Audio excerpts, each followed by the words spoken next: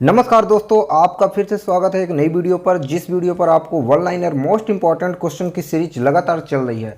और साथ ही साथ आप लोग को बता दें, जो भी स्टूडेंट्स यूपी टीजीटी और साथ ही साथ आरपीएससी फर्स्ट ग्रेड और एनवीएस की तैयारी कर रहे हैं, उनके लिए ये वीडियो काफ़ी इंपॉर्टेंट है। क्योंकि मैं हाल ही में कंटिन्यू एक सीरीज स्टार्ट कर दी है। आपने फर्स्ट पार्ट देखी होगी, उसमें मैंने 10 क्वेश्चंस डिस्कस किए थे।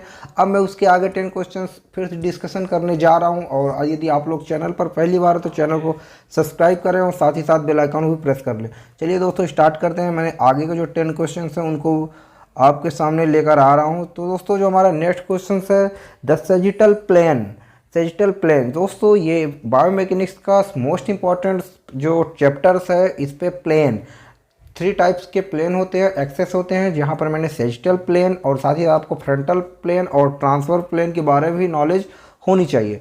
तो सेजिटल प्लेन में कौन से मूवमेंट होते हैं आप सभी लोग जानते हैं, फ्लेक्शन एंड एक्सटेंशंस जो हमारे सेजिटल प्लेन में होते हैं। और साथ ही साथ आपको बता दें, फ्रंटल प्लेन है, फ्रंटल प्लेन को हम लोग जो मूवमेंट होता है उसमें एडक्शन और अबडक्शन होता है। अब बात करते हैं नेक्स्ट पॉइंट में, मैंने साइनोवियल। तो जो साइनोवियल्स वर्ड है, ये यूज होता है जॉइंट्स पे। यदि शब्द आ जाए साइनोवियल्स, कौन सा शब्द है, किससे रिलेट करता है, तो आपको पता होना चाहिए जॉइंट से रिलेटेड है। साइनोवियल्स को यदि हम लोग बोलते हैं डाइथ्रोसिस मीन्स फ्री मूवेबल जॉइंट, यानी जो ऐसे मूवमेंट जो हमारे फ्री मूवेबल होते हैं, ये 5 प्रकार के होते हैं, आपको मालूम होगा। इसके बाद जो मैंने नेक्स्ट पॉइंट लिया है, हिंज जॉइंट आता है डाइथ्रोसिस फ्री मूवेबल जॉइंट के अंतर्गत आता है। इस पे कौन सा मूवमेंट होता है, तो आपको मालूम है जो हिंज जॉइंट है फ्लेक्शन और एक्सटेंशन करता है। और साथ ही साथ एग्जाम्पल है नी और एल्बो को यदि हम लोग फ्लेक्स करते हैं, फ्लेक्स में क्या होता है, हमारा एंगल्स छोटा होता है, और जब हम एक्सटेंशन करते हैं तो एंगल्स बड़ा होता है। आपको ये पता होना चाहिए।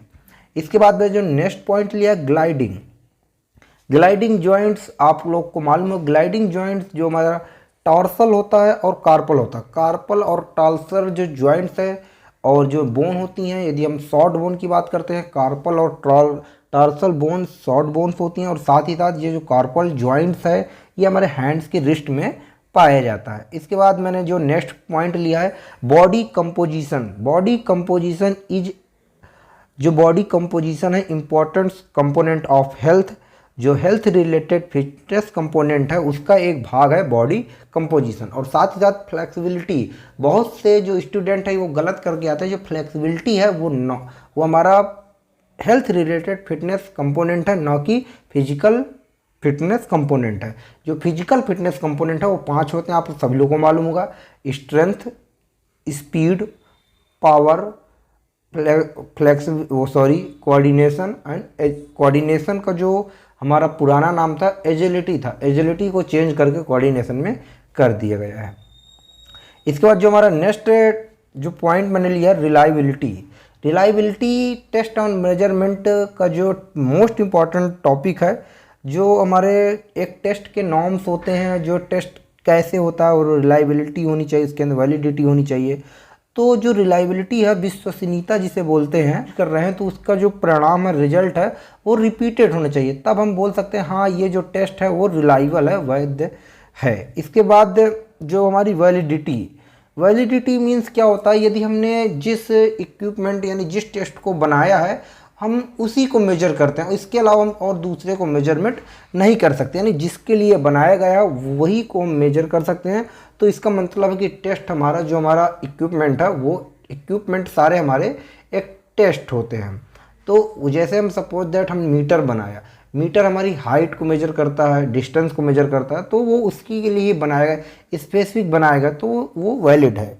इसके बाद जो नेक्स्ट पॉइंट है, मैंने रिएक्शन टाइम। टेस्ट मेजरमेंट में यदि हमें किसी भी व्यक्ति की रिएक्शन टाइम्स को मेजर करना है, तो उसमें एक टेस्ट होता है रूलर ड्रॉप टेस्ट। तो आप लोग क्वेश्चंस ऐसे आएगा कि रूलर ड्रॉप टेस्ट किससे रिलेट करता है, तो आपको वहाँ पर टिक करना है रिएक्शन टाइम पे। इसके बाद जो नेक्स्ट क्वेश्चन है, मैंने लिया है कंटिन्यूअस ट्रेनिंग।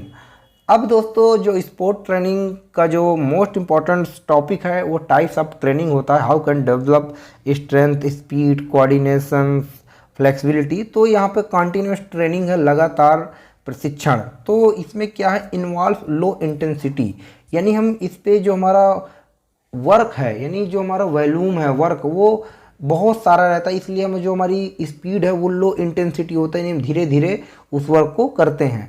इसमें low intensity exercise for long period of time without a rest और ब्रेक, यानी हम किसी रेस्ट और ब्रेक के लगातार काम करते हैं लेकिन हम लो इंटेंसिटी रखते हैं। इस पर जो हमारा नेक्स्ट पॉइंट है फार्टलेक ट्रेनिंग मेथड।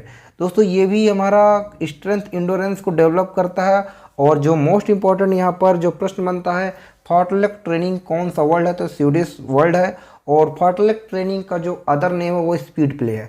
आई होप आपको ये 10 क्वेश्चन समझ में आए होंगे।